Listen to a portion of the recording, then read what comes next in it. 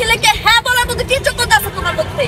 এই সময়কার জনপ্রিয় অভিনেত্রী কিয়া পায়েল বর্তমানে ছোট পর্দার অন্যতম ব্যস্ত অভিনয় শিল্পী।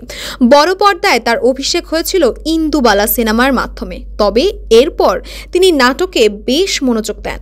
যদিও বর্তমানে অনেক শিল্পী ওটিটির দিকে ঝুঁকেছেন, কিয়া পায়েলকেও সেখানে এখনও দেখা যায়নি। তবে তিনি একেবারে বসে নেই। কিয়া জানিয়েছেন এবছর তিনি ওটিটির কাজ শুরু করছেন।